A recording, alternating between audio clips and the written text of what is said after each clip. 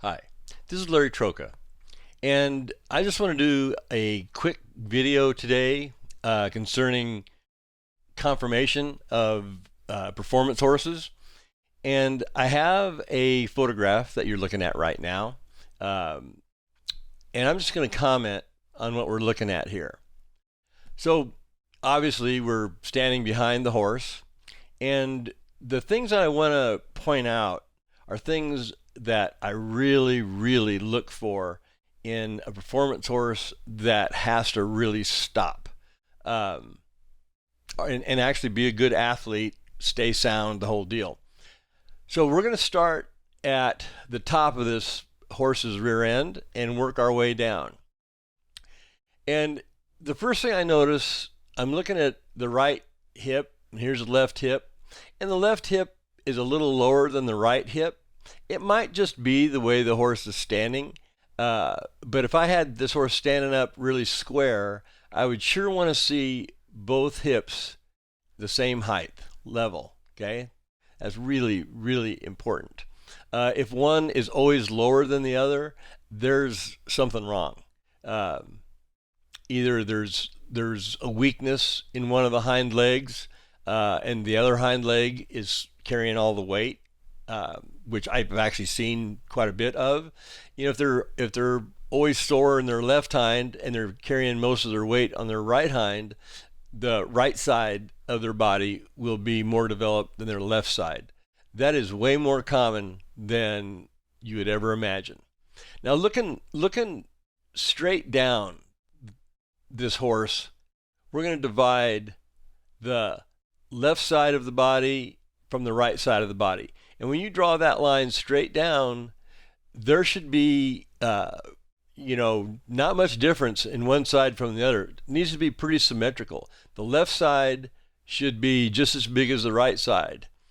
And you notice, now it just might be the light in this photo, but it looks like the right-hand side is just a tad bigger than the left-hand side.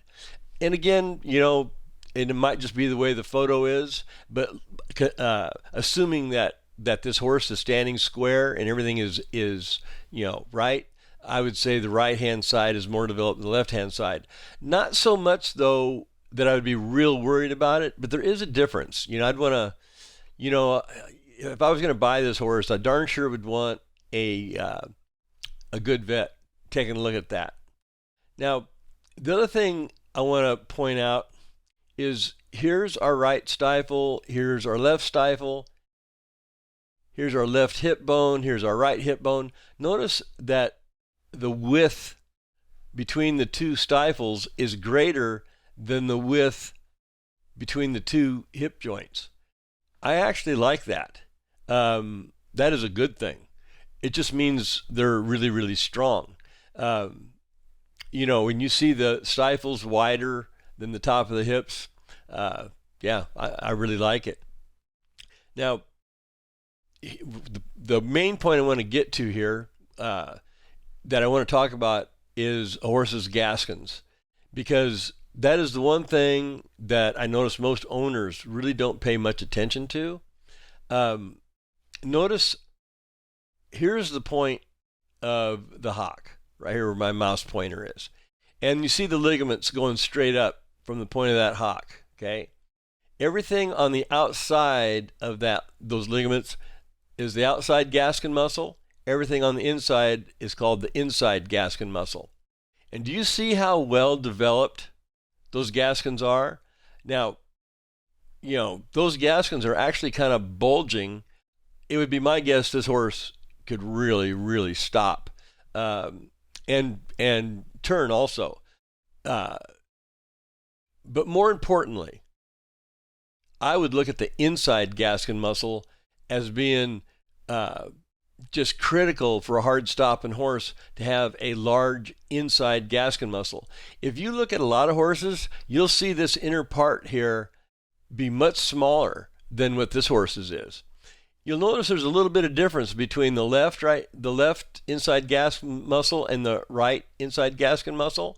So that might have something to do with this side of the hindquarters being a tad smaller than the right hand side. this horse may have had a lameness issue or a soreness issue at one time, and that's why I'd have a vet look at it before I bought it. But it's still well developed. Look at the bulge of the Gaskin muscle, and there's still a lot of inside Gaskin muscle over here also. So it may be nothing.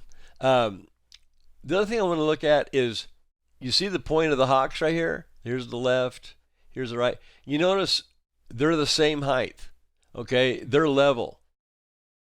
Just like we want the top of the hips level. I want the horse level from the point of the hocks, okay? Now, when we go down, you notice as we go down this horse's legs, we're not seeing any wind puffs or knots on the inside or the outside of the fetlocks here. Horses that have been used real hard, stopping real hard, usually have wind puffs right on the outside and inside of their fetlocks. That's more common than a lot of people realize. Now, when we look at this horse overall, you notice her stance is pretty wide.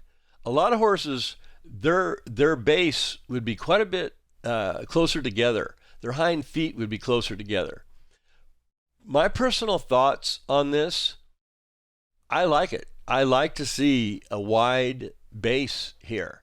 It will make the horse move different than a horse that has a narrow base. Now, don't get me wrong.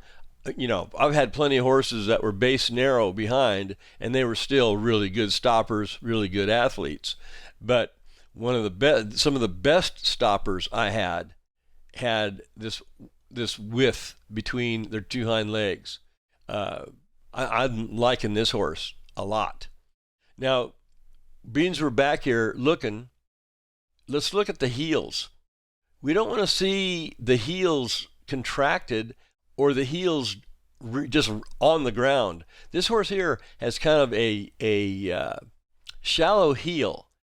Now, I wouldn't worry about it that much, but it means that when it was time for the horse to get shod, I would want the shoes to come back, the trailers of the shoes coming back far enough to protect the bulbs of the heel.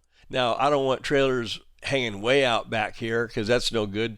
That'll actually hinder a horse in the turnaround. But I'd want the trailers to come out to the bulb of the heels, just so that if this horse stopped real hard, the bulbs aren't getting burned in the ground. So that's pretty much all I really have to say about this horse. I might mention the tail set and the way the tail hangs. This looks pretty darn normal, but you'd be surprised at the number of horses whose tail is not normal. We sure don't want to see a horse with an altered tail.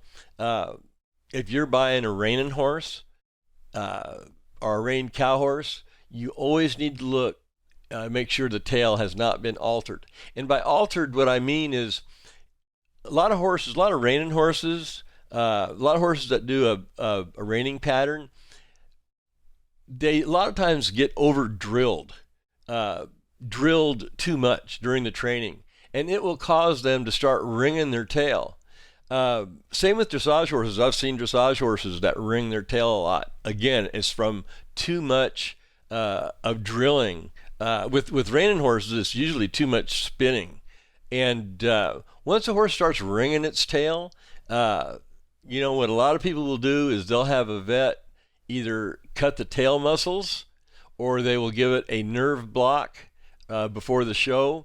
I don't like either one. I don't want to do either one. I've never done either one, because once you do that, matter of fact, I'll tell you what, there's a breeding farm right now that all their yearlings, they cut the tail muscles. Once you do that, the horse can't use its tail. It can't swat flies. It can't lift its tail to poop. So you got to keep the tail all wrapped up and everything. So if you're looking at a horse, it's a reining horse, you make sure that horse can move its tail on its own and the tail just isn't dead. Pretty easy to spot if you know what to look for. Um, and I think that's about it. That's just about all I need to say about this horse here. Other than you also want to look at the inside of the hocks, make sure there's no weird lumps or bumps or calcium deposits.